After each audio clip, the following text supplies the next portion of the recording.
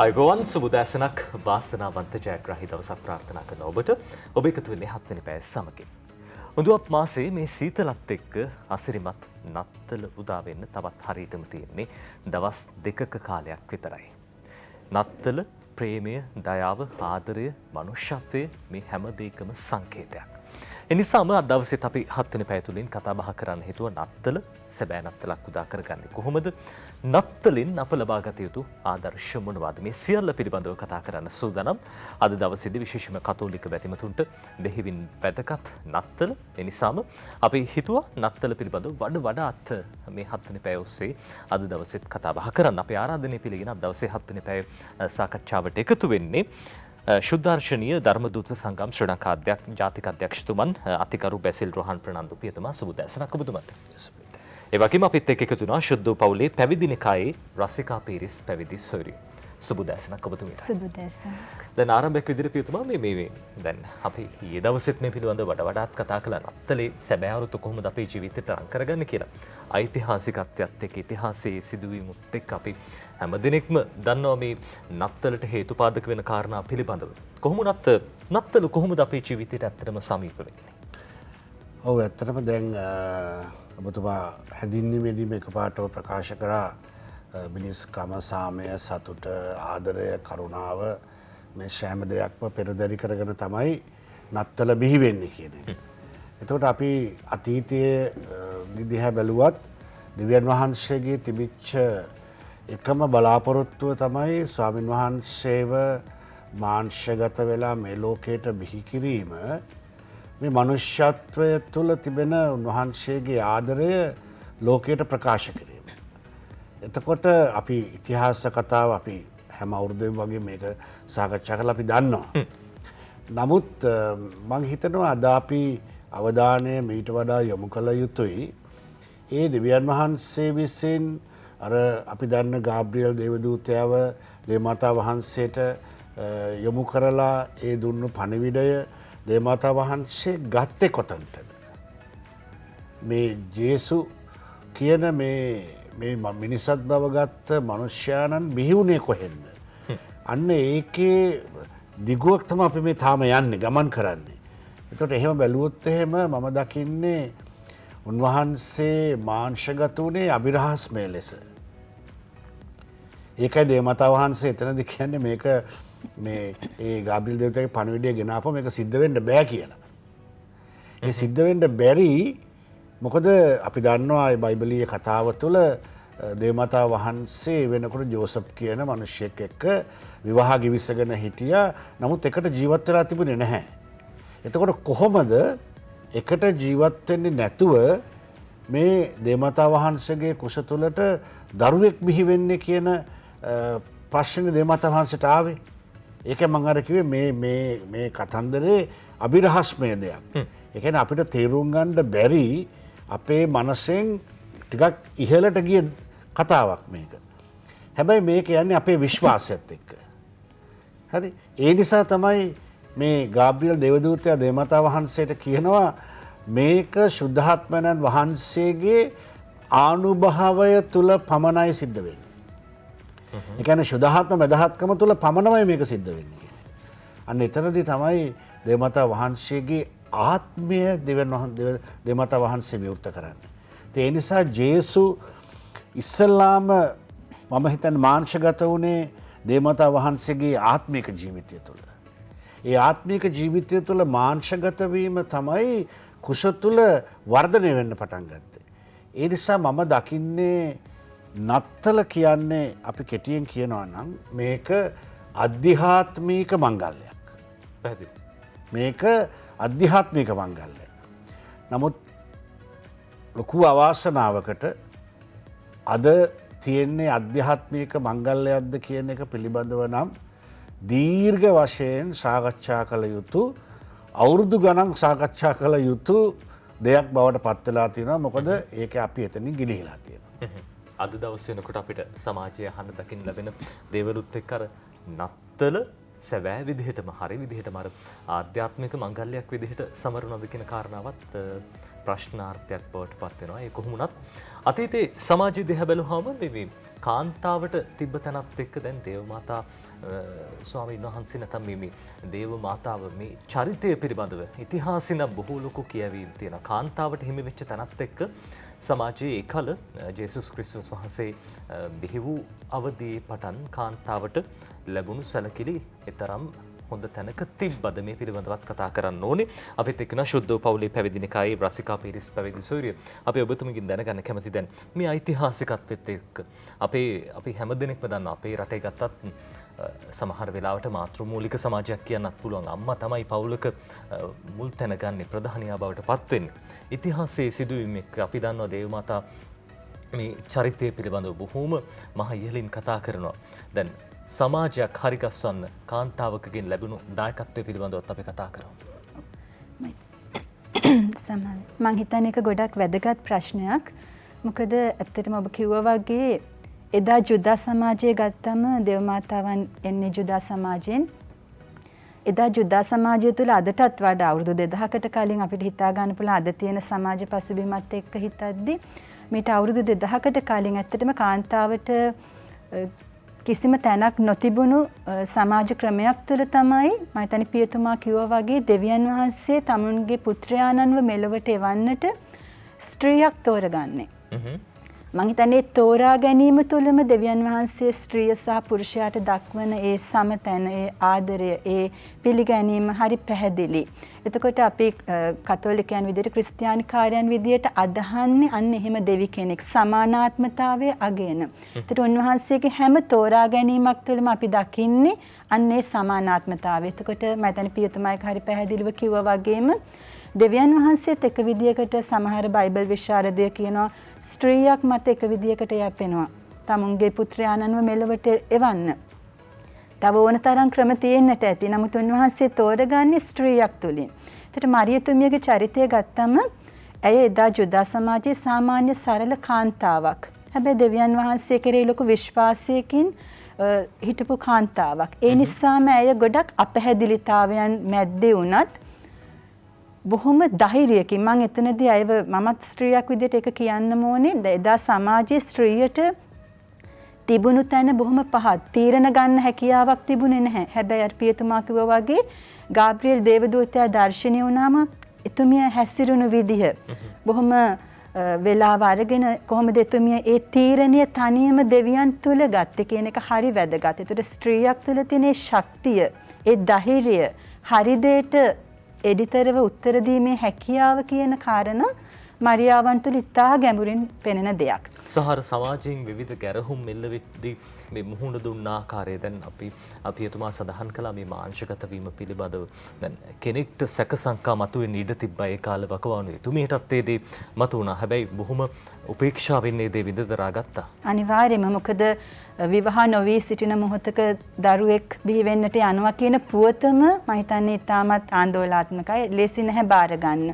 මම ඒකයි කිව්වේ එතුමිය තුළ ලොකු විශ්වාසයක් තිබුණා දෙවියන් වහන්සේ තුළ සියල්ල කරන්නට පුළුවන් කියන.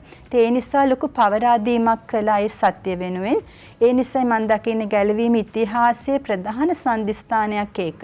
කියන්නේ මනුෂ්‍යව මේ ගැලවීමේ කාර්යයේදී දෙවියන් වහන්සේ එක විදියකට මං කිව්වා වගේ අය මත යැපෙනවා. එතකොට ඒ අවස්ථාවේදී මේ ස්ත්‍රිය බොහොම ධෛර්යමන්තව සමාජයෙන් එල්ලවෙන හැම දෙයක් මෙදා ජුදා නීතියට අනුව ස්ත්‍රියක් විවාහයට පෙර ගැබ් ගත්තොතින් ගල් ගහලා මරන්නට පුළුවන්. ඒතර මේ සියල්ල පැහැදිලිවම අය දැනගෙන හිටියා. ඇයගේ හෙට දවස කොහොමද කියලා අය දැනගෙන හිටියා. හැබැයි මම එකයි මාර විශේෂයෙන්ම ශක්තිමත් කාන්තාවක්.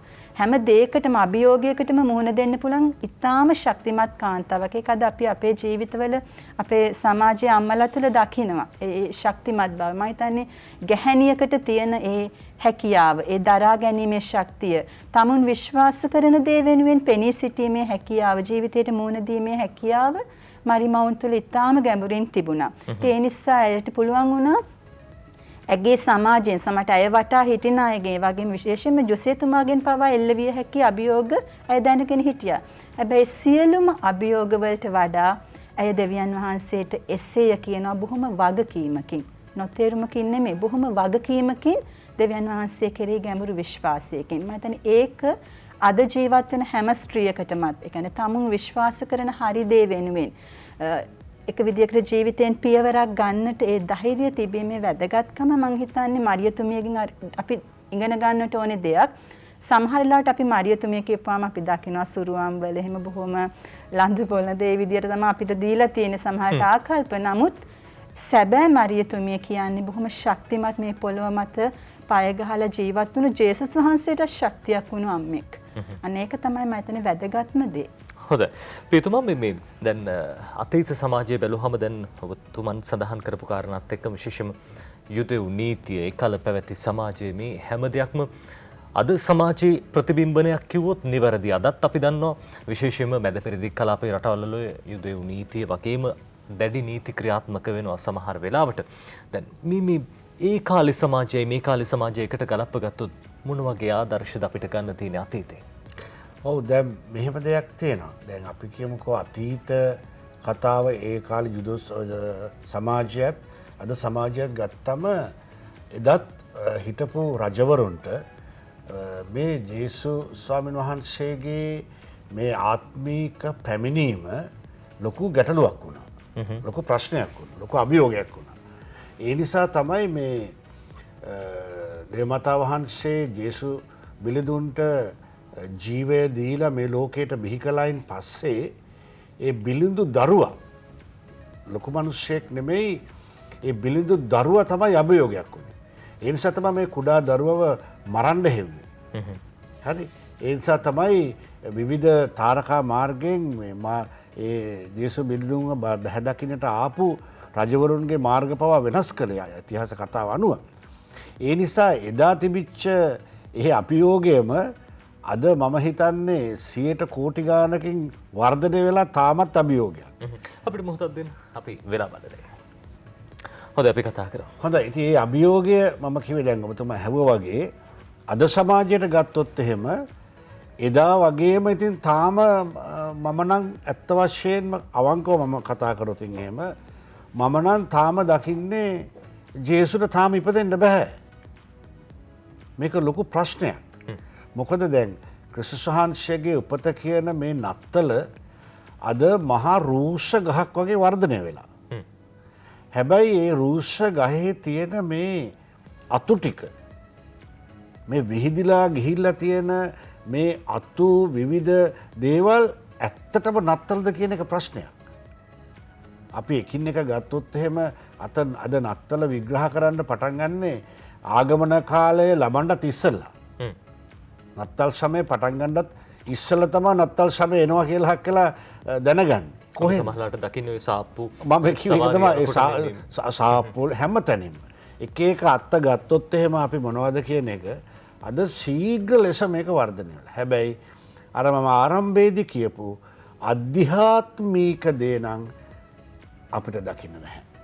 ඒ නිසා අපි අද මේ නත්තල කියන එක පුතා විවිධාකාරයෙන් අපි විග්‍රහ කරනවා. නත්තල කියන එක. අපි කියනවා නත්තල දුප්පතාගේ. මම නම් පිළිගන්නේ. නත්තල කියන එක අපිට පොදු දෙයක්. අපි මේ දැන් ජේසු කියනවා එක ස්ථානයක සිතින් දිලින්දෝ භාග්‍යවන්තයෝය කියලා. කිසිම තැනක මම දකින්නේ ලෞකීකව දිලිඳු අය කියලා එහෙම කතා කරලා තියෙනවා කියලා. මේක ආත්මීකව දිලිඳු කමක් ගැන කතා කරන්නේ. අර උන්වහන්සේට හැමෝම සමයි. ස්වාමීන් වහන්සේ ජේසු කියන්නේ සියලු දෙනාට අපි ස්වාමීන් වහන්සේ ඉදිරිපිටට ගියොතින් එහෙම අපි උන්වහන්සේ ඉදිරිපිට අපි ඔක්කොම එකයි. එතන කිසිම කෙනෙක් නැහැ ලේබල් ගහන්න පුළුවන් අය. ඉතින් ඒ වගේ මේක මම හැම තිස්සෙම මේක සමාජයට ජනගත කරන්න උත්සාහ කරන්න අපි සියලු දෙනාම මේක අධ්‍යාත්මික මංගල්‍යයක්. ඒතර මේකට මිල මුදල් ඕනේ නැහැ. සල්ලි දේවල් ඕනේ නැහැ. අනවශ්‍ය දේවල් ඕනේ නැහැ. මේ උත්සව මම දකින හැටියට මේ කිසි දෙයක් අවශ්‍ය නැහැ.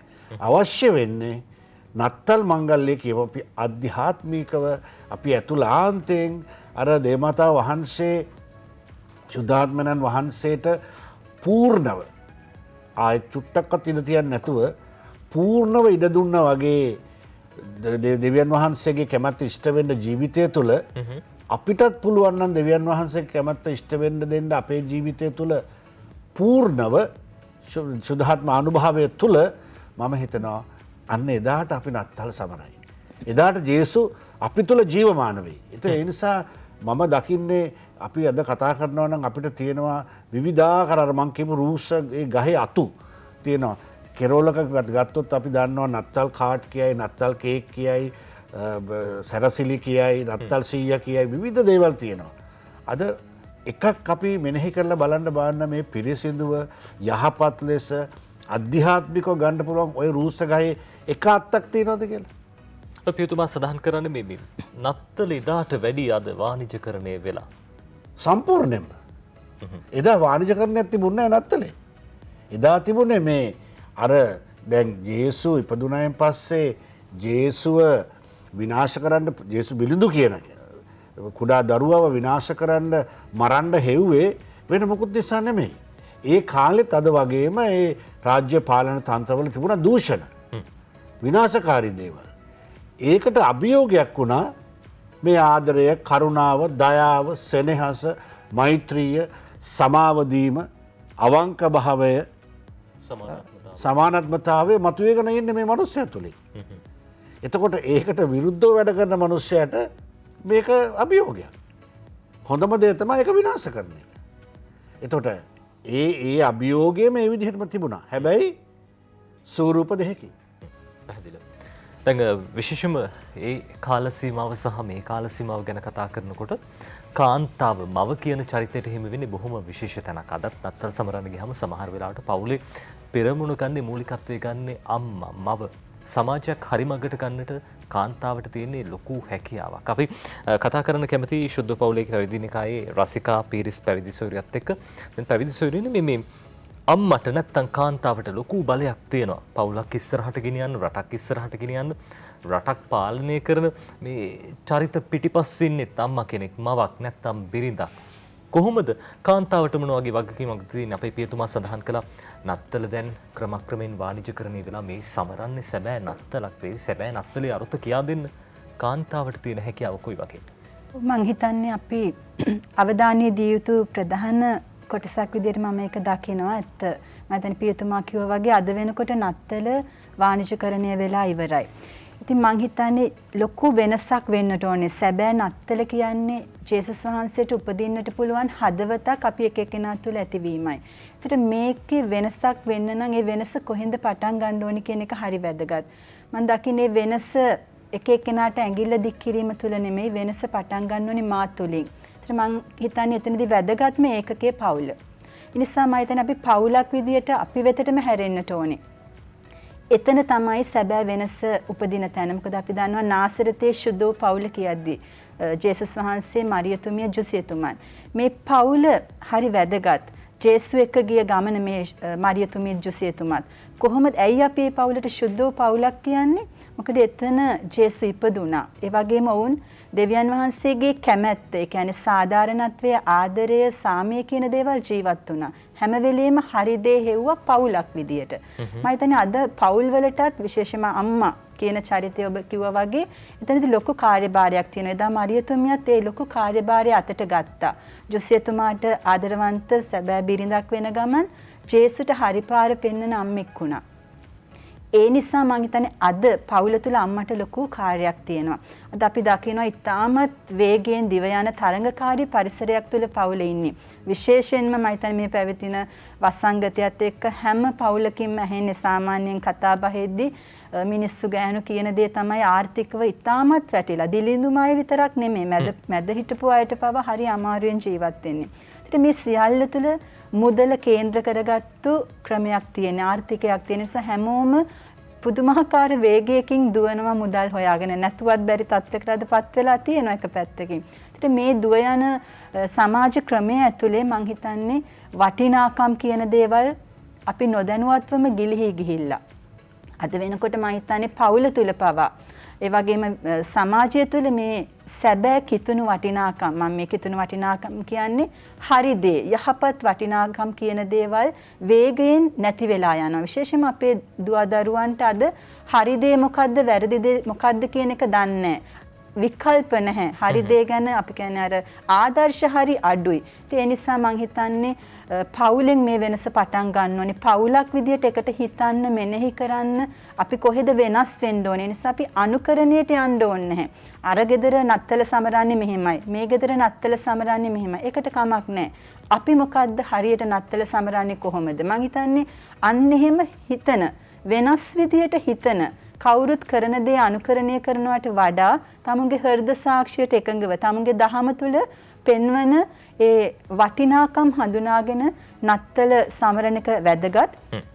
ඒකෙදි මං හිතන්නේ අම්මා විදිහට කොහොමද මේ දරුවන්ව විශේෂයෙන් මේ වගේම තමුන්ගේ පවුලේ සියලු දෙනා එක්ක ගමනක් යන්නේ පොදු ගමනක් යෑම ස්ත්‍රියකට තියෙන හැකියාවනේ ගැහණියකට තියෙන හැකියාව හරි වැදගත්. ඒ නිසා මං හිතන්නේ පවුලක් විදියට මෙන්න මේ පොදු ගමනට එකට එකතු වෙලා යන ගමනකට ඒ වගේම අපිට පුළුවන් ප්‍රමාණයෙන් කවුරුත් කරන නිසා කරන විදිහට නෙමෙයි අපේ ආර්ථිකයට ගැලපෙන අපිට කරන්න පුළුවන් විදිහට අපි ජීවත් වෙන්න ඉගෙන ගන්න එක මම හිතන්නේ හරි වැදගත්. එතන තමයි වෙනස පටන් ගන්න කියලායි මට හිතෙන්නේ. හොඳයි. රසිකා පිරිස් පැවිදි සොයුරු සඳහන් කරපු විදිහටම මේ දැන් පවුල කියන්නේ බොහොම වැදගත්. නත්තලේ වැදගත්ම සංකේතය පවුල. පවුලත් එක්ක කොහොමද පියතුමා මේ හරියට නත්තල සමරන්නේ? අර ඔබතුමන් සඳහන් කළා නත්තල වාණිජකරණය වෙලා මේ දැන් ඉතිහාසයේ ඉඳන්ම ගත්තහම මේ නත්තල විකෘතියක් වෙලා කියලා අපිට හිතෙන්නේ. දැන් කොහොමද මේ බැසිල් රොහන් ප්‍රනාන්දු පියතුමනි මේ නත්තල හරි විදියට සමරන්නේ? පවුලේ කට්ටියත් එක්ක එකතු වෙලා අපි දකිනවා සමහර වෙලාවට තාත්තට දුවදරුවෝ අමතක වෙලා මග හැරිලා අම්මා රැකියාවට යනවා. අර කලින් තිබ්බ වගේ මග පෙන්වීමක් කරන්න හැකියාවක් නැහැ. සැබෑ ආදරේ කරුණාව ලැබෙන්නේ නැහැ. ඇත්තටම කොහොමද නත්තල සමරන්නේ? දැන් මං ගරු කන්‍යා සොයුරිය කිව්වේ ඒක තමයි කොහොම එකඟයි. මොකද මමත් විශේෂයෙන්ම විශ්වාස කරන දෙයක් තමයි අපිට නත්තල කියන එක අත්දකින්නට ඕන නම් ස්ථාන දෙකක ජේසු ජීවමානව ඉපදිය යුතුයි කියන අදහස මගේ තියෙනවා. ඒ තමයි පෞද්ගලිකව හැම කෙනෙක්ගේම ආත්මික ජීවිතය තුළ. ජේසු මා තුළ ඉපදුනොත් මට නත්තල තියෙනවා එදාට. ඒ වගේ තමයි මගේ පවුල තුළ. ජේසු මා තුලත් මගේ පවුල තුලත් ජීවත් වෙනවා නම් අපිට එදාට ඒ නත්තල තියෙනවා. නමුත් දැන් අද අපිට ලොකු අවාසනාවකට ඔබතුමා කිව්වා වගේ පවුල තුල ඒ නත්තල නැහැ. ඒකට මූලික හේතුව අපි වාණිජකරණයට හසු වෙලා විවිධ ප්‍රශ්න ගැටලු නිසා මේ සමාජයේ තියෙන ඒවා ඔක්කොම එක තමයි අපි මේ දවසත් ගෙවන්න යන්නේ. ඒ නිසා අධ්‍යාත්මික කියන කොටස අපේ නැති වෙලා තිබෙනවා. සමහර නත්තර මත්පැන් බෝතලයකට අපි කතා දැනට වශයෙන් අපිට කාලය මදි අපි මෙතන කතා නොකරපු ගොඩාක් දේවල් තියෙනවා. දැන් මට සභාව වෙන්න චූටි උදාහරණයක් කියන්න. දැන් ගොඩක් අයට මේ යුගයේ තුල අපි කතා කරපුවම අහන දෙයක් තමයි මේ මොන නත්තල්ද මේ අවුරුද්දේ කොරෝනාත් එක්ක. කොරෝනායි නත්තලුයි අතර කිසිම සම්බන්ධයක් නැහැ මම නම් කියන්නේ. මේ කොරෝනා කියන්නේ ශාරීරික ලෙඩක්. නත්තල කියන්නේ ආත්මීක සැමරුමක්. ඒ නිසා මේ දෙකක්. මේක පටල ගන්න හොඳ නැහැ. ඒ වගේ අපි කතා කරපු නැති ගොඩක් දේවල් මෙතන තියෙන වැදගත් අවස්ථාව.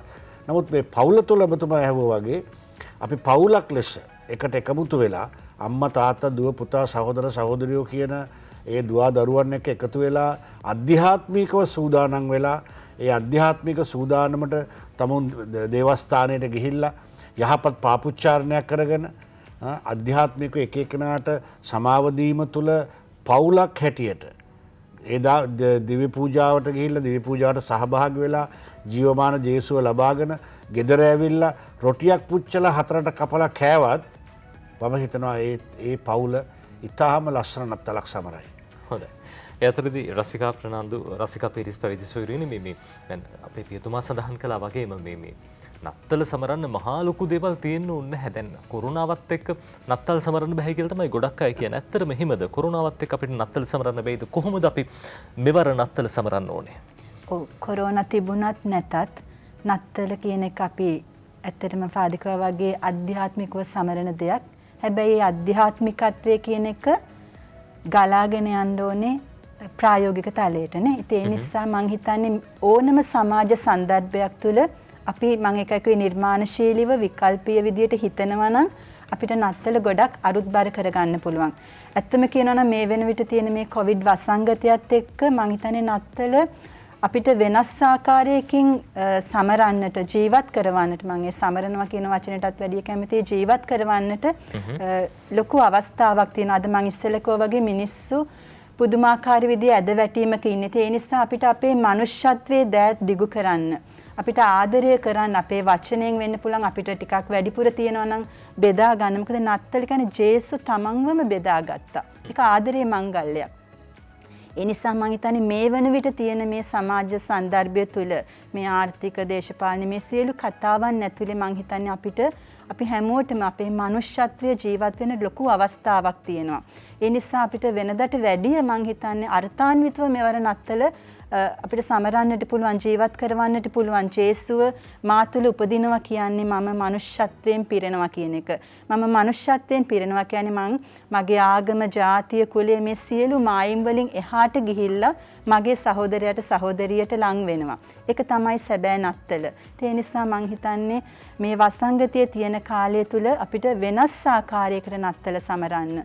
අනිත් අය වෙත අපේ ආදරය ගෙනියන්නට ලොකු හැකියාවක් තියෙනවා කියලායි මම හිතන්නේ. නිසා මේ නත්තල වෙනදටත් වඩා බොහොම අර්ථාන්විතව ජේසුව මා තුළ, මගේ පවුල තුළ, මගේ රට තුළ, මගේ සමාජය තුළ උපදින්නට ඉඩක් හදන එක මගේ වගකීම. ඒක ක්‍රිස්තියානිකාරයන් වගේම අනිත් හැම දෙනාගේම වගකීම. අන්න එදාට මම හිතන්නේ අපිට ඇත්තටම සතුටු වෙන්න පුළුවන් ජේසුට ඉපදෙන්න පුළුවන් තැනක් අපේ ජීවිතවල ගොඩ නැගුණා කියලා.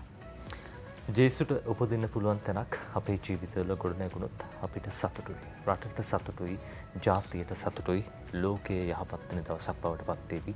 ජේසු ඔබ තුල ඉපදෙන දිනේ, ඔබේ පවුල තුල ඉපදෙන දිනේ. අපි විශේෂයෙන් ස්තුතිවන්ත වෙන අපිත් එක්ක සාකච්ඡාවට එකතු වුණා ශුද්ධාර්ශනීය ධර්මදූත සංගම් ශ්‍රී ලංකා ජාතික අධ්‍යක්ෂතුමන් අතිගරු බැසිල් රෝහන් ප්‍රනාන්දු පියතුමා බොහොම ස්තුතියි අපිත් එක්ක එකතු වුණාට. ශුද්ධ පවුලේ පැවිදි නිකායේ රසිකා පීරිස් පැවිදි සොයුරිනි ඔබතුමීටත් බෙහෙම ස්තුතියි අපිත් එක්ක එකතු වුණාට. අපි සූදානම් විරාමයක් ලබා ගන්න.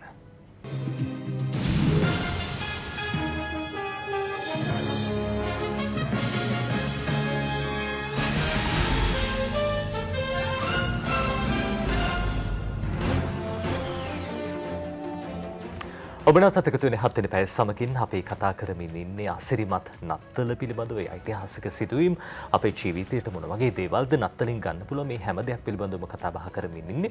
අපි තවත් සුවිශේෂී චරිත දෙපළකට ආරාධනා කළා 7 වෙනි පැය සමගින් එකතු වෙන අපි හඳුනා ගනිමු කවුරුන්ද කියන වග. ගරු ප්‍රසාද් හර්ෂන් පියතුමා අධ්‍යක්ෂ දේව කැඳවීම සහ පූජක පුහුණුව කොළඹ අගරදුගුරු පදවිය සුබ දැසන ප්‍රාර්ථනා කළා. ඒ වගේම අපිත් එක්ක යුතුන මහාචාර්ය හැන්ටන් මීමන සුබ දැසනක් සුබ උදෑසනක් වේවා. අපි පියතුමා මේ දැන් අපි කලිනුත් කතා කළ ඓතිහාසික පසුබිම් පිළිබඳව විශේෂයෙන්ම මේ ජේසුස් ක්‍රිස්තුස් වහන්සේ මේ ලෝකයට පහළ වුණු යුගයේ අවධිය පිළිබඳව කතා කරනකොට සමාජයේ අර එතරම් මේ අපි කියන්නේ මේ දියුණු සමාජයක් තිබ්බේ නැද්ද කියලාත් හිතනවා. යුදෙව් නීතිය ක්‍රියාත්මක වුණා. මිනිසුන්ට සලකපු විදිහ ජාති කුලමල ආගම් ભેද ඒ කාලෙත් තිබ්බා. ඒ වකවානුව සහ මේ වකවානුව ගත්තොත් කොයි වගේ වෙනසක්ද තියෙන්නේ නැත්නම් සමානද ඒ කාල සීමාව කොහොමද? මට පෞද්ගලිකව හිතෙනවා ඇත්තටම ඒ වකවානුව මේ වකවානුවට හොඳයි දෝ කියලා. ඒ තරමට එහෙම නේද මාසාරිතුමනි? ඒ තරමට පිරිහීමක් තියෙන ඇත්ත ලෝකයේ දිහා බැලුවහම. ලෝක ඉතිහාසයේ දිහා බැලුවහම අපිට තියෙන්නේ අපි අර කබලෙන් මේ ලිපට වැටෙන ස්වභාවයක් තමයි. ඒක ඇත්තටම මේ අවුරුද්ද නත්තල විශේෂයෙන් අපිට ටිකක් ලොකු දුකක් එක්ක තමයි අපිට සමරන් වෙලා තියෙන්නේ. ලොකු දුකක් හිතේ තියාගෙන තමයි අපිට මේ අවුරුද්ද නත්තල සමරන වෙලා තියෙන්නේ. හැබැයි මෙහෙමයි නත්තල කියලා කියන්නේ උපතක් නේ. උපතක් සමරනවා කියලා කියන්නේ හැමතිස්සෙම බලාපොරොත්තුවක් තියෙනවා. ඒ නිසා බලාපොරොත්තුවේ ජනතාවක් අපි. දැන් ඈත අතීතය ගත්තත් අවුරුදු 2000කට කලින් ඒ හිටපු මිනිස්සු ලොකු බලාපොරොත්තුවක් එක ජීවත් වුණේ. කවදා හරි මේ අන්ධකාරයෙන් අපිට ආලෝකයක් ලැබෙයි. කවදා හරි මේ පීඩිත ජනතාවට විමුක්තියක් ලැබෙයි. කවදා හරි මේ අරගලයට උත්තරයක් ලැබෙයි කියන අන්න එවැනි යාඥාවක එවැනි බලාපොරොත්තුවක තමයි ජනතාව බලාගෙන හිටියේ ගැලවුම්කාරයා ඉපදෙනකම්. එනිසා අපිට හරි වටිනවා ඒ මිනිස්සුන්ගේ තිබිච්චේ සුද්ධ වූ සිතුවිල්ල ආය අවදි කරගන්න එක. මොකද අපි බැලුවාම අද වර්තමානයේ මිනිස්සුන්ගේ බලාපොරොත්තු සුන්වෙච්ච යුගයක් මේ යුගය. මිනිස්සු අර මම කලින් කිව්වා වගේ ලොකු අන්ධකාරයක සත් විශේෂයෙන්ම ආලෝකය කියලා කියන්නේ මේ ඉරෙන් එන එළිය නෙමෙයිනේ. ආලෝකය කියලා කියන්නේ සත්‍යය. නේ මේ සත්‍යය නැති බොරුව රජ කරන අන්ධකාර යුගයක ඉන්නේ.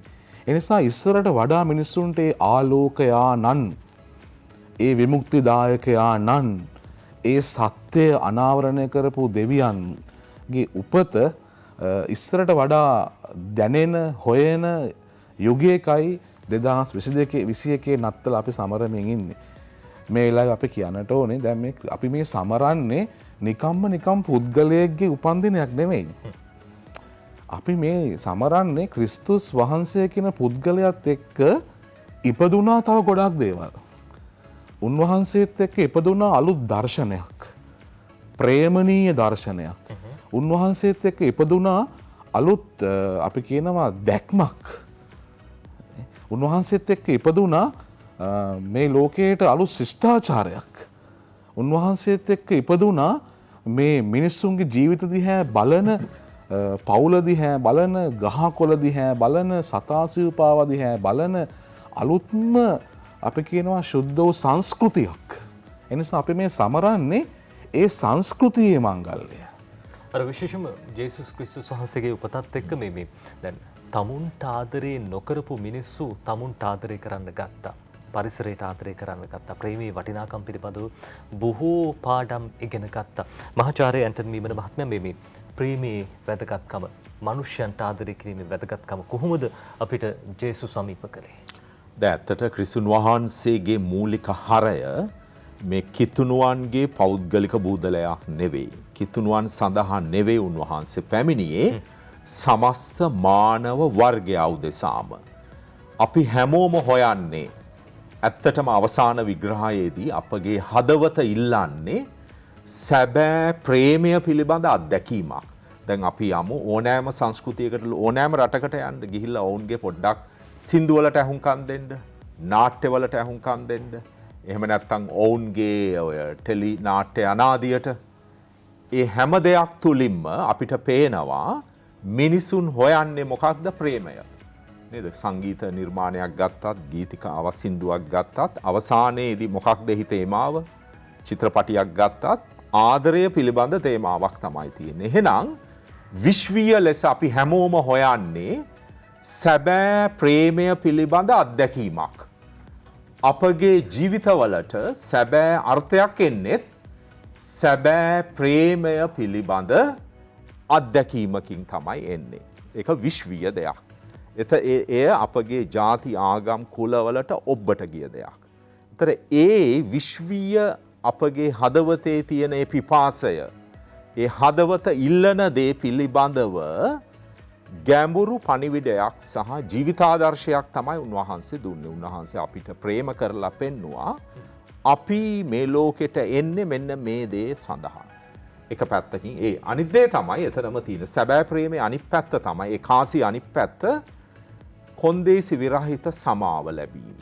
මොකද අපිට අවශ්‍යයි ඇත්තට ජීවත් වෙන්න හිතේ සැනසීමෙන් ගැඹුරු සමාව ලැබීම පිළිබඳ අත්දැකීමක්. අපේ අතින් වෙලා තියෙන වැරදිවලට, අපි කරලා තියෙන මෝඩ වැඩවලට, අපි අරගෙන තියෙන මෝඩ තීරණවලට දැන් අපි දන්නවා බොහෝ පුද්ගලයන්ට තමාගේ ජීවිතේ දිහා අපසු හැරී බැලුවම ඇති වෙන්නේ කලකිරීමක්නේ විවිධ අංශවලින්. ඒ නිසා අපිට අවශ්‍යයි අත්දැකීමක් මගේ අතීතයේ මං කරලා තියෙන සියලුම මෝඩ වැඩවලට, අඥාන අමන වැඩවලට ඒ දේවල් තේරුම් ගන්න සහ ඒවලට සමාව දෙන්න තැනන් වහන්සේ කෙනෙක් ඉන්නවා කියන එක. ඒ තැනන් වහන්සේ අපිට වඩා ප්‍රබල වෙන්න ඕන. අපිට අපේ ජීවිතයට වඩා අපේ ජීවිතය తాවකාලිකයි. අපිට අවශ්‍යයි අමරණීය මූලාශ්‍රයකින් ලැබෙන්න ඕන. එතකොට ඒ මනුෂ්‍ය හදවතේ ගැඹුරුම ප්‍රාර්ථනාව තමයි සැබෑ ආදරය පිළිබඳව අත්දැකීමකට ඇතුළු වෙන එක. ඒ අත්දැකීම තමයි උන්වහන්සේ ඇවිල්ලා අපිට දුන්නේ. වැදගත් දේ තමයි ඒ අත්දැකීම නඩත්තු කරගන්නේ කොහොමද කියන, පෝෂණය කරගන්නේ කොහොමද කියන එක හැම පරපුරක් විසින්ම. මම හිතන්නේ මේ කාරණාව වර්තමානයේදී අතීතයට වඩා වැදගත්. මොකද අද මිනිස්සුන් හුදකලා වෙලා තනි වෙලා අතරමං වෙලානේ ඉන්නේ. අපි ඒ ගැනත් කතා කරන්න ඕනේ. අතරදී ප්‍රසාද් හර්ෂණ පියතුමා මේ දැන් මේ සමාව ගැනීමේ සහ සමාව දීමේ වැදගත්කම දැන් කෙනෙක්ට හිතෙන්න පුළුවන් මේ ඕන මේ වැඩක් කළා ඕන වැරද්දක් කළා සමාවක් ඉල්ලන්න පුළුවන් කියලා. ඇත්තට මේක එහෙමද නැත්නම් අපි අතින් නොදැනුවත්ව සිද්ධ වෙන වැරදි වලට විතරද මේ විදිහට සමාව ගන්න පුළුවන්? ඇත්තටම සමාව දීම කියන ඒ මහා ඒක මේ නිකන් සිල්ලර අත්දැකීමක් නෙමෙයි. ඒක ජීවිත පරිවර්තනයක් එක්ක වෙන දෙයක්. ඒකට ලොකු වැයකිරීමක්, ඒ වෙනුවෙන් ලොකු ආත්ම වන්දි ගෙවීමක්. ඒක සෙල්ලමක් නෙමෙයි. ඇත්තට මේක ලොකු විපර්යාසයක් වෙන සිද්ධියක්. සමාව ඉල්ලීම සහ සමාව දීම කියලා කියන එකේ තියෙන්නේ සුද්ධ වූ ගනුදෙනුවක්. වැරද්ද කරපු කෙනා සහ ඒ වැරද්දෙන් වින්දිතයන් වෙච්ච අය අතර කරන සුද්ධ වූ ගනුදෙනුවක් තමයි මේ සමාව දීම කියලා කියන්නේ. ඒ නිසා තමයි අපි ප්‍රසිද්ධ කියමනක් තියෙනවා සමාව වැරදි කරන එක මනුස්ස ගතියක්. හැබැයි සමාව දීම දේව ගතියක් කියලා.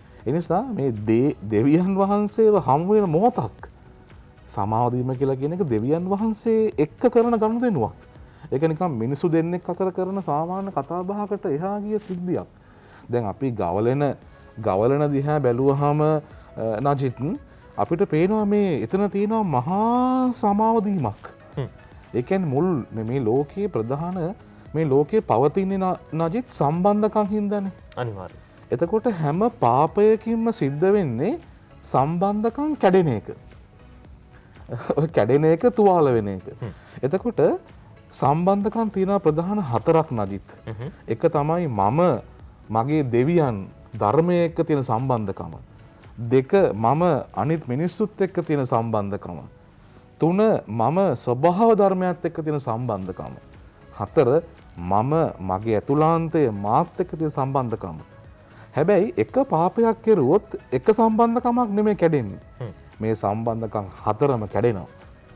එතකොට මේ ගැලවුම්කාරයා එන්නේ ඒ කැඩිච්ච සම්බන්ධකම් ටික ආයේ එකමුතු කරන්න, ඒකාත්මී කරන්න, ඒ තුවාල ටික හදන්න. ඒක ගවලනේ පේනවා. ගවලනේ අපි දකිනවා මේ දුප්පත් අහිංසක මේ එඬේරු ටික දෙවියන් වහන්සේගේ පුතාව හොයාගෙන එනකොට ඒ දෙවියන් වහන්සේගේ පුතා හමුවීමේදී අර දුප්පත් එඬේරු ලොකු වටිනාකමක් ජීවිතයට දැනෙනවා. එයාලා මේ උපතේ සාක්ෂිකාරයෝ වෙනවා. ධර්ම දූතයෝ වෙනවා. ආයේ එයාලා යන්නේ මේ සුභාරංචි අරගෙන ආපු කෙනා නෙමෙයි යන්නේ. ඊළඟට මේ රජවරු 3 දෙනා ඒ දේශපාලන නායකයෝ නෙමෙයි. එයාලා තරුවක් දිහා බලාගෙන නිහතමානී ගමනක් ඇවිල්ලා දෙවියන්ගේ පුතාව හමු වුණයින් පස්සේ ශාස්ත්‍රවන්තයෝ බවට හැරෙනවා. ඒ කියන්නේ ප්‍රඥාවන්තයෝ වෙනවා. මේ දේශපාලන නායකයෝ ටික 3 දෙනා ප්‍රඥාවන්තයෝ වෙලා යන්නේ. වෙනස් වෙලා යන්නේ, සුවපත් වෙලා යන්නේ. ඊළඟට ඔතන ඉන්න පිදුරු මිටියට පවා වටිනාකමක් එනවා. වල්ගතරුව පවා නතර වෙනවා දෙවියන් වහන්සේගේ පුතා ළඟ. ඊළඟට එතකොට මේ මරියා කියලා කියන්නේ සාමාන්‍ය ගැහැණු කෙනෙක්. ඇය දේව මාතාවන් වෙනවා. යුසේතුමා කියන්නේ වඩුරාල කෙනෙක්. එයා සුරැකිපියා වෙනවා. මේ ඔක්කොම දේවල් වෙන්නේ මිනිස්සු සබහාදාම දෙවියන් එක්ක යාවෙන මොහොතේ. එනිසා නත්තල කියලා කියන්නේ ඒ දෙවියන් වහන්සේගේ පුතා එක්ක සම්බන්ධකම ඇති කරගන්න තැන. ඒ සම්බන්ධකම හරි ගියොත් අනිත් ඔක්කොම සම්බන්ධකම් සුවපත් වෙනවා. ඒ නිසා අපි කියන්නේ මේ උපදින්නේ සාමේ කුමාරයා. මේ සුවය දෙන කෙනා, සාමය දෙන කෙනා. එයා හමු වුණොත්, එයා එක්ක ඇසුරට ගියොත් අර සම්බන්ධකම් ඔක්කොම සුවපත් වෙනවා. ඒක තමයි මේකේ තියෙන සුභාරංචිය. ඒ තමයි නත්තලේ සැබෑ අරුත, නත්තලේ වටිනාකම. තව බොහෝ දේ කතා කරන්න ඕනේ. අපි සූදානම් විරාමයක් ලබා ගන්න.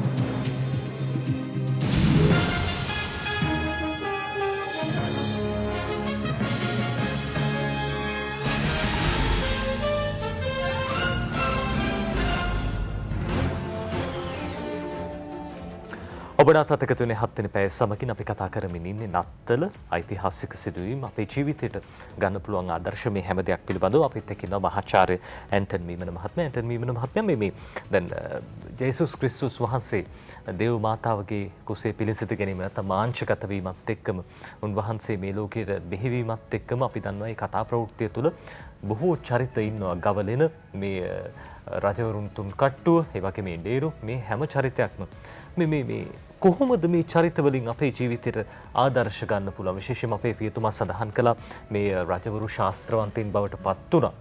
උන් හැමදෙනෙක්ටම වටිනාකමක් ලැබුණා. තිබ්බ වටිනාකම තවත් වැඩි වුණා. දැන් ක්‍රිස්තුන් වහන්සේ කියලා කියන්නේ ඇත්තටම මානව වර්ගයාගේ ගැලුම්කරුවාණන් පමණක් නෙවෙයි.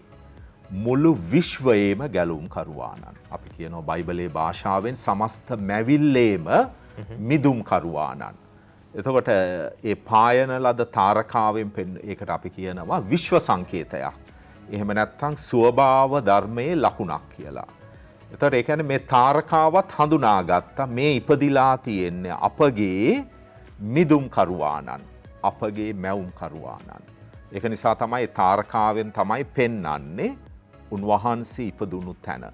එතකොට ඒ කියන්නේ මුළු විශ්වයේම ලොකු පිබිදීමක්, නවෝදයක්, අර ප්‍රාණවත් වීමක් සිදු වුණා.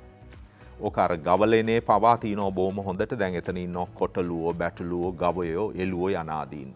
ඒ කියන්නේ ඔවුන් පවා, සතුන් පවා, සත්ව ලෝකයේ පවා හඳුනා ගන්නවා මේ අපේ නායකයාණන්, මේ අපේ මිදුම් කරුවාණන් කියන එක. ඒකක්. අනිත් එක ඒ ප්‍රඥාවන්තයන් ගැන අපි ටිකක් ඓතිහාසික බැලුවම තේරෙනවා ඔවුන් පැමිණියේ විවිධ සංස්කෘතීන් වලින්. ඒවකට තිබුණු උදාහරණයකට ප්‍රධානම සංස්කෘතීන් තමයි ඒ කාලේ තිබුණේ. එකක් බැබිලෝනියාව. අද අපි ඉරාකය කියලා කියන්නේ. ඒතර එක පුද්ගලෙක් බැබිලෝනියාවෙන් ආවා කියලා අපිට තේරෙනවා. මොකද ඔහු තාරකාවන් ගැන කුතුහලයක් දැක්වුවා. තාරකා විද්‍යාවේ ආරම්භය සිදු වුණේ පැරණි බැබිලෝනියාවෙන්. ඊට පස්සේ ඔවුන් ගෙනාපු පඬුරු තියෙනවනේ. රත්තරන්, තුවරලා, ගන්ධ රස යනාදී. ඒවා ගොඩාක්ම තිබුණේ. රත්තරන් වලට ප්‍රසිද්ධම තැන තමයි පැරණි කාලේ අරාබිකරය. අරාබි කාන්තාරය. ඒතර එහෙනම් එක්කෙනෙක් වෙන්න ඇති අරාබිකරෙන්, අනිත් කෙනා අපි හිතනවා පර්ෂියාවෙන්. හෝ සමහරක් අදහස් තියෙනවා ඉන්දියාවෙන් ආවා. තව අදහසක් ඇත්තට තියෙනවා ලංකාවෙන් පවා නේද? ගැස්පාර් පෙරිය පෙරුමාල් කියලා රජ කෙනෙක් ගියා කියලා ඒ කාලේ උතුරු කරෙන් යනාදී. ඒක කෙසේ වුණත් වැදගත් වෙන්නේ මේ ආපු පිරිස ජාත්‍යන්තර ප්‍රජාව නියෝජනය කරනවා. ප්‍රධාන ශිෂ්ටාචාරයන් නියෝජනය කරනවා. ඊට අමතරව අර එඬේරුන් නියෝජනය කරනවා ඊශ්‍රායල් ජනතාව. ඒතර මේ දෙගොල්ලම ඊශ්‍රායල් ජනතාවත් මොකද ක්‍රිස්තුන් වහන්සේ අයිති ජාතිය, ඒ වගේම ජාත්‍යන්තර ප්‍රජාව අනෙකුත් ජාතීන් සහ ශිෂ්ටාචාරයන් පවා උන්වහන්සේගේ උපත ගැන විශාල උනන්දුවක් දැක්වුවා. ඒ වගේම මුළු විශ්වයම මැවිල්ලම උන්වහන්සේ ගැන උනන්දුවක් දැක්වුවා. එහෙනම් මේ ඇවිල්ලා තියෙන ඉතා පැහැදිලිවම මානවයාගේ අපව මුදවන තැනන් වහන්සේ විතරක් නෙවෙයි, මේ සමස්ත විශ්වයම පුබුදුවන, විශ්වයට අලු ජීවයක් දෙන තැනන් වහන්සේ තමයි මේ ඉපදෙන්නේ කියන එක. ඒකයි අර ඒ චමත්කාරය අපි අත්දකින්න ඕන. අපගේ සමස්ත ජීවිතවල අලුත් ආරම්භයක්, නව පිබිදීමක්, ප්‍රබෝධයක් සිදු වෙන්න ඕන උන්වහන්සේගේ උපත සමග. ඒ කාරණාව ගැන විශේෂයෙන් අද කාලේ අපි දන්නවා ලෝකේ ලොකු අර්බුදයකුත් තියෙනවා, විශේෂයෙන් පාරිසරික ප්‍රශ්නකුත් තියෙන නිසා ක්‍රිස්තුන් වහන්සේගේ මාංශගත වීමේ තියෙනවා ගැඹුරු විශ්වීය දැක්මක් තියෙනවා. ඒක අපි ග්‍රහණය කරගෙන ඒ අනුව ජීවිත සකස් කරගන්න ඕන. එතකොට අපගේ හදවත තුල පවා ඒ නවෝදය පිබිදෙන්න ඕන. විකසිත වෙන්න පටන් ගන්න ඕන. වැඩි වර්ධනය වෙන්න පටන් ගන්න ඕන.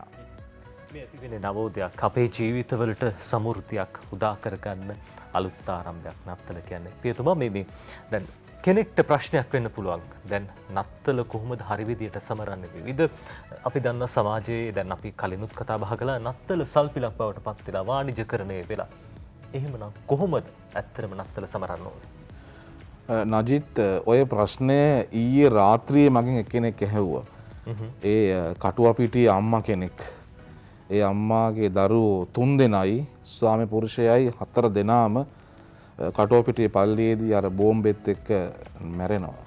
එතකොට මේ දැන් දවස් 1000ක් අපි කිට්ටු වෙන්න එනවා මේ සිද්ධිය වෙලා. ඒ අම්මා ඊයේ මගෙන් අහනවා, "ෆාදර්, මං කොහොමද ෆාදර් නත්තල සමරන්නේ?" මට පවුලක් නෑ. නත්තල පවුලේ මංගල්‍යලු. නත්තල දරුවන්ගේ මංගල්‍යලු. මට දරුවෝ නෑ. මං කොහොමද සමරන්නේ කියන අපි ලොකු සාකච්ඡාවක් ඊයේ ටෙලිෆෝන් එකෙන් එයත් එක කෙරුවා. එයා දරුවගේ හිත හදන්න. ඇත්තටම නත්තලේ අපි සමරන්නේ මහාචාර්යතුමනි මේ මාංශගත වීමේ මංගල්‍යනේ. ඒත් මේ වචනේ හරි වටිනවා අපේ සමරනකොට.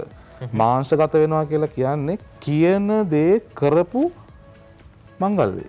ඒ කියන්නේ අපේ බයිබලයේ තියෙනවා නජිත් කොටස් දෙකක්. පුරාණ ගිවිසුම නව ගිවිසුම කියලා. පුරාණ ගිවිසුමේ දෙවියන් වහන්සේ විවිධ මාර්ග වලින් විවිධ පුද්ගලයන්ට මුවා වෙලා විවිධ සිද්ධි වලට මුවා වෙලා මිනිස්සුන්ට අනාවරණය කෙරුවා. කතා කෙරුවා. හැබැයි උන්වහන්සේට තේරුණා ඇත්තටම මම එක එක්කෙනා පිටිපස්සේ හැංගිලා කතා කරලා මදි. එක එක සිද්ධි හරහා කතා කරලා මදි. මමම දැන් පොළවට බහින්න ඕනද? අපි වදහන්නේ ඒ වචනය පුරාණ ගිවිසුමේ මිනිස්සුන්ට ඇහිච්ච ඒ වචනය තමයි දේවමෑණියන්ගේ කුස ඇතුලේ මාංශගත වෙන්නේ. ලේට මසට හැරෙන්නේ. මිනිහෙක් වෙලා උපදින්නේ. ඒ නිසා නත්තල කියලා කියන්නේ කියපු දේ කරපු මංගල්‍ය. පොරොන්දු ඉෂ්ට කරපු මංගල්‍ය. මං හිතන්නේ මේ අවුරුද්දේ අපි නත්තල සමරනවා නම් අන්නේ මාංශගත වීම කියන වචනේ හරි වටිනවා. ඒක විවාහ පොරොන්දු තියෙනවානේ අපේ. මුදු දානකොට කියන පොරොන්දු ටික. ඒ කියන දේ කරනකොට එතන නත්තලක් තියෙනවා. අපේ දේශපාලන නායකයෝ ගත්තොත් එහෙම එයාලා මේ රටක් බාර ගන්නකොට කියන පොරොන්දු ටික ඉෂ්ට කරන තැන නත්තල වෙනවා. මම ස්වාමි කෙනෙක් හැටියට මගේ දේශනාව මම කටෙන් කියන වචන ටික මම ප්‍රායෝගිකව මගේ ජනතාවත් එක්ක කරනකොට එතන නත්තල තියෙනවා. ඒ නිසා අපි ගොඩාක් මේ ලස්සන දේවල් කියන රටක්නේ. ඔය කියන දේවල් කරනකොට අපේ වචනය අපි ජීවමාන කරනකොට අපි දෙන පොරොන්දු අපි ලේට මසට හරවලා මාංශගත කරනකොට අන්න එතන නත්තල තියෙනවා. ඒ නිසා මං හිතන්නේ නත්තල සමරන්න හොඳම ක්‍රමය තමයි මේ මාංශගත වීම කියන වචනය. ඒ වචනේ තියෙන ආධ්‍යාත්මය, ඒ වචනේ තියෙන බැරෑරුම්කම ඔළුවේ තියාගන්න එක හැම කෙනෙක්ම. අද උදේ කවුරු හරි වැඩට යනවා නම් ඒ කෙනා එයාගේ විවාහයේ පොරොන්දු ටික මාංශගත කරන්න. නේ මම ආගමික නායකයෙක් හැටියට මම මගේ කැඳවීමේ ඒ පොරොන්දු ටික මාංශගත කරන්න. දේශපාලන නායකයෙක් හැටියට එයාලා දුන්නු ඒ ලස්සන පොරොන්දු මාංශගත කරන්න. අන්න එතන තමයි ඇත්තටම සැබෑ සැමරිල්ල තියෙන්නේ නජිත්. මොකද විශේෂයෙන් අපි දකිනවා අද අපේ ලෝකයේ තුවාල වෙලා තියෙන්නේ ඔය කියන දේ නොකිරීම තුලයි. ඒක පාර්ලිමේන්තුව විතරක් නෙමෙයි ගේ ඇතුලේ ප්‍රශ්න තියෙන්නේ ඒක. හැම තැනම තියෙන්නේ ඒ ප්‍රශ්නේ. කියන දේ නොකරන වචන මාංශගත නොකරන අර්බුදයක් මේ තියෙන්නේ. ඒ නිසා අන්න එතන අපි හදාගත්තොත් නත්තල අපිට ආරාධනා කරනවා බලන්න දෙවියන් වහන්සේ දිහා. උන්වහන්සේ අවුරුදු ගාණක් කියපු දේ කරලා පෙන්වනවා. උන්වහන්සේ අවුරුදු ගාණක් ඊශ්‍රායල් ජනතාවට දුන්න පොරොන්දුව ඉෂ්ට කෙරුවා. උන්වහන්සේගේ වචනය මාංශගත කෙරුවා. ඔන්න ඕක තමයි නත්තල කියලා කියන්නේ. මම හිතන්නේ සැබෑ නත්තල හොයාගෙන යන ක්‍රමය, සැබෑ නත්තල සමරන ක්‍රමය ඔන්න ඔතන තියෙනවා කියලා මට හිතෙනවා මහාචාර්යතුමනි. සැබෑ නත්තල සමරන්නේ එහෙම සැබෑ නත්තල අර ඔබ කරන කියන දෑ ඒ විදිහටම ඉටු කරන්න පෙළඹෙන්න මාංශගත කරන්න ඒ සියලු දේ ඔබ තුළ නත්තල උදා වේ. ඔබේ පවුල තුළ නත්තල උදා වේ. මේ රටට නත්තල උදා වේ. අවසානයේ ලෝකයටම විශ්වයටම නත්තල උදා වේ. අපි සූදානම් අද දවසේ සාකච්ඡාව අවසන් කරන්න. අපිත් එක්ක එකතුනේ ගරු ප්‍රසාද් හර්ෂන් පියතුමා, එතුමන් අධ්‍යක්ෂතුමන් දේව කැඳවීම සහ පූජක පුහුණුව කොළඹ අගරදුකුරු පදවිය. අපි බෙහෙවින් ස්තුතිවන්ත වෙනවා පියතුමනි ඔබතුමන්ට. ඒ වගේම අපිත් එක්ක එකතුනා මහාචාර්යයන්ට මීමන මහත්මයා සුබ දවසක් ප්‍රාර්ථනා කරන ඔබතුමන්ට බෙහෙවින් ස්තුතියි අපිත් එක්ක එකතුනාට. හොඳයි අපි සූදානම් අදට 7 වෙනි පැය මේ විදිහට අවසන් කරන්න. අසිරිමත් නත්තල තවත් දින 2කින් උදා වෙන්නේ. උදා වෙන නත්තල ඔබ හැම දිනෙකම යහපත් සිතින් ගත කරන්න පෙළඹෙන්න හැකි වෙන නත්තලක් වෙන්න කියලා අපි ප්‍රාර්ථනා කරනවා. අපි සමුගෙන යලිත් ඔබ මුණ ගැහෙන්නේ හෙට උදේ 7ට. ඔබට සුබ දවසක්.